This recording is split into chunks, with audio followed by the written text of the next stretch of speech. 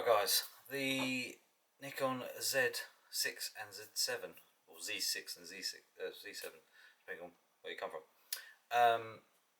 released yesterday as such, or the day before now, depending on what day you're looking at and a date.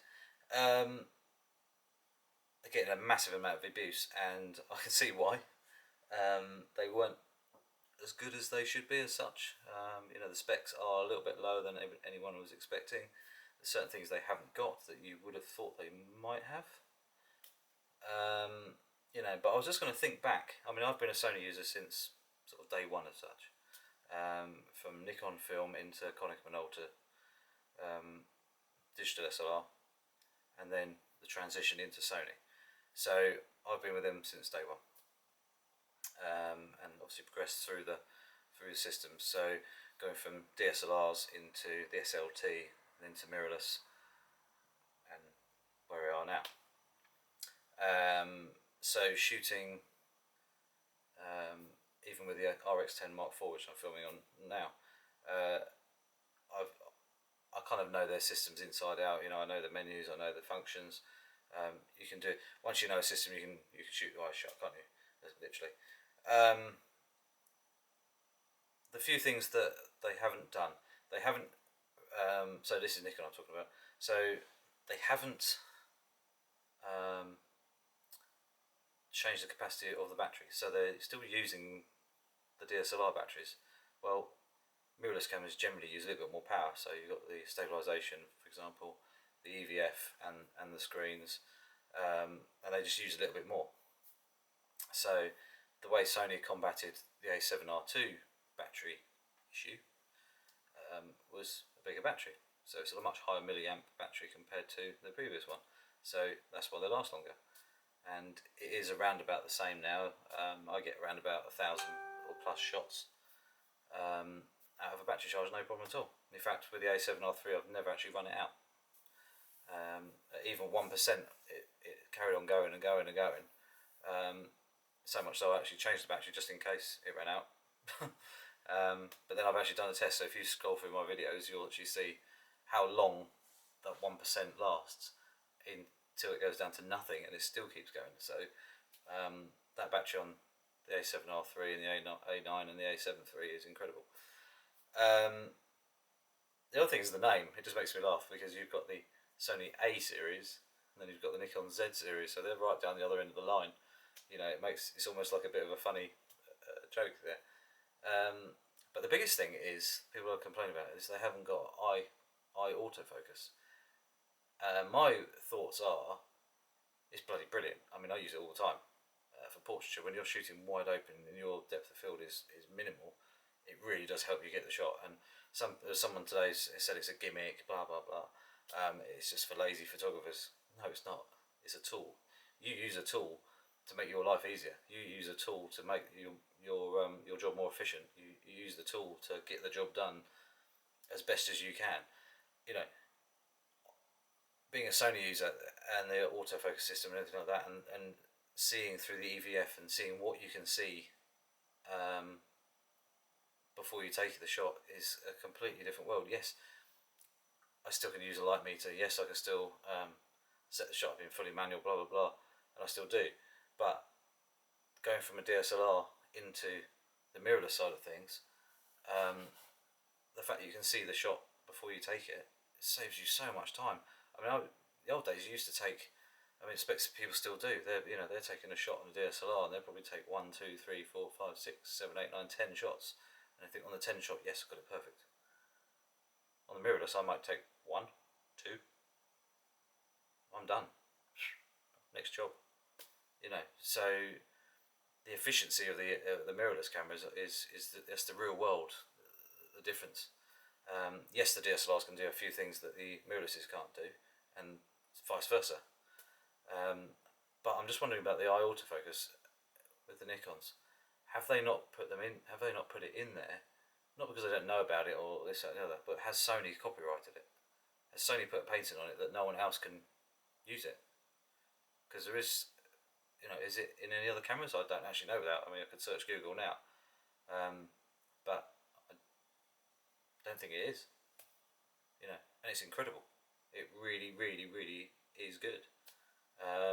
You know, it really does make, you know, the fact you can, where the old days, if you would focus on the eye, and lock it, and then recompose, by the time things may have changed in the scene.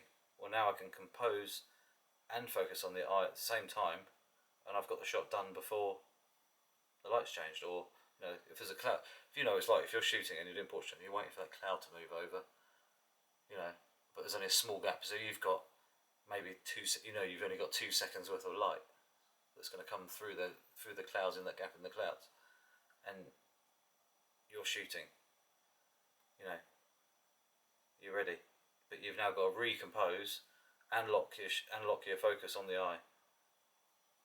You know, you've got that 2 seconds. That's not a lot of time to get it right. But the Sony's, obviously, I can go, I autofocus, take probably about 5 shots easily, you know, or even 20 shots on the A7R3. You could get 20 shots done in those 2 seconds of light that's coming through. Yes, that's if you're using natural light, just an example. So the real benefits of that outweigh the non-eye autofocus. But I'm just wondering, is there a copyright in that out there that is not allowing them to use it? I don't know.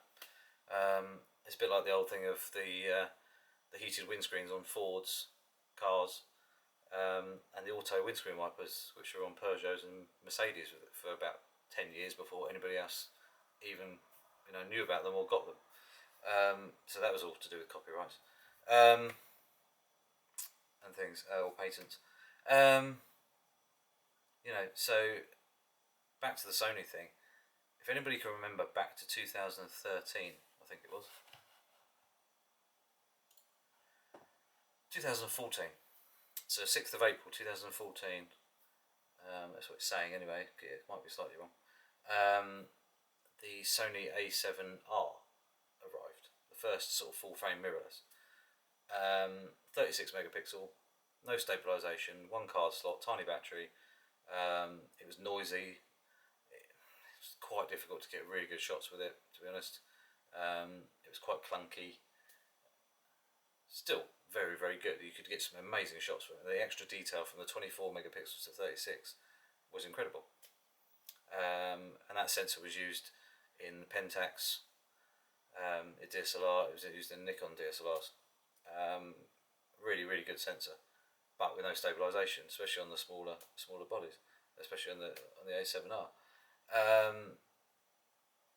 That didn't go down too well. Sony obviously realised what they'd done, and then not long down. So that was in April, and then the is that right? Yeah, 14 April, and then literally. I say 6 months, it wasn't, it was almost a year. Yeah, 2015 August, so just over a year, year and a bit, the A7R2 was released.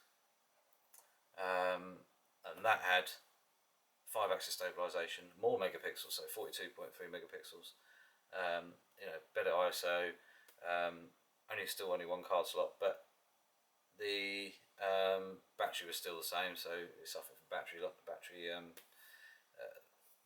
you know, life was a little bit shorter still. In fact, it was shorter than the A7R because of the stabilisation and better EVF and things. And it was much improved. Quieter. It even has silent mode. Had eye autofocus arrived, so we now have eye autofocus in the camera, and you know, full frame, brilliant. Loved it. Then the downside there was its Achilles heel was it buffered up very quickly. You know, 5 frames a second, you're looking at 4 seconds or so, and it basically stopped. And it's only doing 400 megabits per second transfer rate out of its buffer to a card, and the card's only reading at 95 megabits per second, so it took quite a long time to offload. You know, so that was the downside of it. Once that's happened, you couldn't enter any menus, you couldn't do any video, blah blah blah. So that's far from perfect. But we're looking back in 2015. That's 3 years ago, and the Nikon isn't much better than the A7R2 in all respects. You know, so it just seems bizarre on how they've, you know, yes, they've got stabilisation now, and we're talking Nikon. So the Z6 and Z7, depending on which sensor you've got in there, they have the stabilisation, the in-body stabilisation, 5-axis stabilisation. Not quite as good as the A7R3. The EVF, especially brighter, blah blah blah, than the A7R3, but it's not the brightness. What you want to see through the viewfinder is what the actual image should look like. So the brighter the screen might actually give you fake readings. You know, so but yeah, so it just makes you wonder what they've actually, what the meeting was when they actually said, right, we need to get on the bandwagon now with the Sony thing. You know, we've missed out 5 years, 3 to 5 years worth of technology advancement that they've missed out on, and the lenses that they should be have developed. I don't understand why they changed the mounts. Why don't they just carry on using the same lenses? You know, they just go straight on. You know, even with the Sonys, they removed the mirror box. Sony were thinking outside the box. So if you take away the mirror box width, which you would have had on the SLTs and the DSLRs, it allows you to put an adapter in there. Absolutely brilliant. And that was to get in. That was to buy out the Canon users. So if you used your Canon 1DX Mark II, for example, but you wanted the Sony, you know, one of the Sonys, and you could put an adapter on it, you think, oh wow. You know, you could actually buy the adapter, Metabones or whatever, put your lenses straight on, and they work. And that's how Sony grabbed quite a lot of Canon users over. There's still some unhappy people because they're never gonna, you're never perfect, and the purists, blah blah blah. But they worked. You know, Sony had managed to grab a load of the Canon market and bring it over into Sony. And I know many people now, and in fact friends of mine have bought Sonys. They've not necessarily gone mirrorless, but they've, you know, the RX10 Mark IV, for example. Quite a few people I know have either added an RX10 Mark IV to their systems, so Canon bodies and stuff, as a all-day camera, you know. But the fact that I've tested the A7R2 on a 600mm f4 Canon lens with an MC11 adapter, and it worked, it focused faster, as fast, if not slightly faster, than a 1DX Mark II, was crazy. You know, on a £10,000 lens. You know, you've got a mirrorless camera that isn't made by the company who made the lens, that was designed for the Canon, you know, and it worked just as well, if not better. You know, with its 400 points of focusing, it's crazy. So if Sony can make it do that, why can't Nikon? What they should have done, I think, personally, was kept the Nikon mount. I can understand they've got this new idea of a bigger mount, but why didn't they just keep using the same lenses they've already got? That would have helped the situation immensely. Left the mirror box distance in there, because in real terms you don't really need the adapters. And they would have just gone straight on, work perfectly from out of the box. But maybe with the adapter, maybe it does work perfectly, I don't know. That's my thought anyway. I'm wondering when Canon brings something out, maybe they will do that. Maybe they won't bring out a new set of lenses. Maybe they will just leave the width, that distance of the mirror box in there, and all of the Canon lenses will just go straight on. Like, as you know, you'll just pick up your box of lenses you've got already, your Canon DSLR, pick up the mirrorless camera and just stick it straight on and just use it. You know, I imagine that's a possibility. But back to Nikon's, you know, it's a crazy. 3 top companies, you know, Sony, Nikon, and Canon. They all think very differently. But you would have thought Nikon, who've been around a long, long time, would have taken note of what Sony's achieved. You know, or maybe they're just in denial. I don't know. You know, you would have thought that they would want to succeed. I know I want. I've got friends with Nikons. You know, they are moving. they love how the Sonys work. They're not used to the menus. Everyone slags the menus off, but the menus are only down to the fact that once you own the camera and you get to learn them, it becomes easy. If you gave me a Nikon camera now and I said, oh, can you find that in the menu? I'd be like, I ain't got a clue. It's going to take me 10 minutes, because they're deep and then you've got to look through them. It's exactly the same for the Sonys. I now know the Sony menu. Boom, boom, boom, I'm in there.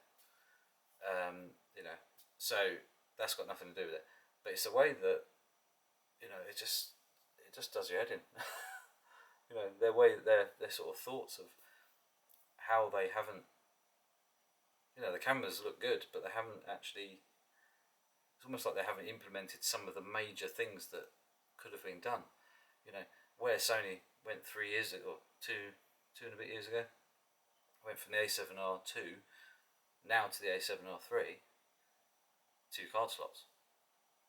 Yes, for some reason Sony haven't put 2 fast slots in. They've just put 1 slot, a fast slot and a slower slot for the SD cards. But at least we've got 2. You can take RAWs and it will copy both RAWs, or it will do video on one and blah blah. RAWs and JPEGs or whatever you want it to set it up to. It works. So why haven't they done that? What is their thoughts? You've got all these wedding photographers out there, or people doing product work that want the backup. You're not necessarily tethering to a computer all the time, so even if it's taking a picture and saving it to the card and it's tethering to the computer, yeah, you've got backup. But if you're out in the field and you're doing a wedding or a portrait shoot or anything like that, you need the 2 card slots in it. Not that I've ever lost any work, because every time I go out I format the card religiously before I start shooting, and when I come back I then offload the images, leave the card until I've edited, backed up the images again, then once I know that's done, everything's safe, I then format the card again, ready for the next job. In the last 18 years I've never ever lost any work, ever. Never had a card fail. Touch wood. Hopefully I won't.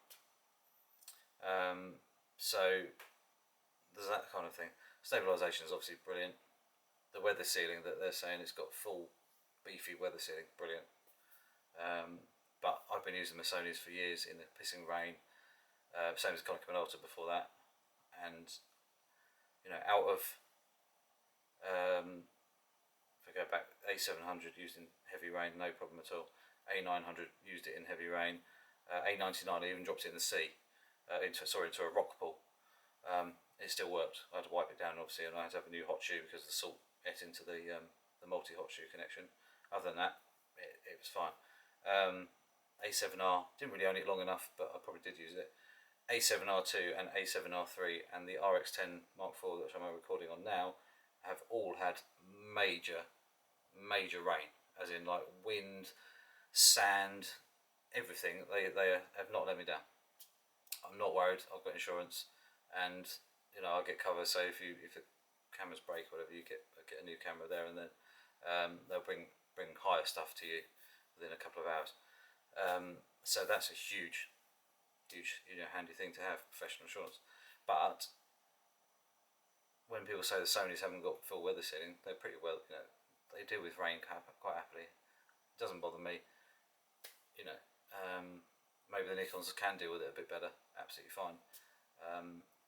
But that's not going to break, it's not going to make people want to buy the cameras more than the Sonys, is it? The functionalities are the most important things. Yes, the new Nikon Z7 has got more megapixels than the A7R3, but then so has the Canon DSLR that's got 50 megapixels, and you can't see any difference. I don't think. I've seen side-by-side images, and I don't think it makes those few megapixels extra. There's not a lot in it for the extra detail. But yeah, it's just a case of, this is just a random thought. So it's more the fact the eye autofocus, that's what I was thinking about. Why haven't they put it in there? Plus a few other bits like the second card slot and things like that. But something to look into, and we might hear from them what reason why, or they may update. They may just do a firmware update, and it may be there. I don't know. But that was just a thought anyway, guys. just comment below. It's crazy, crazy, crazy, crazy. The price difference as well. The Nikons are more expensive. Is that down to build quality? Is it because they cost a little bit more to make? You know, I thought they would have undercut Sony. I thought they would have been cheaper, just to get them out there, especially the first two. Just make a loss on them. Just get them out. Get the Nikon people using them. You know, go for that way. You know, but obviously their thinking is different.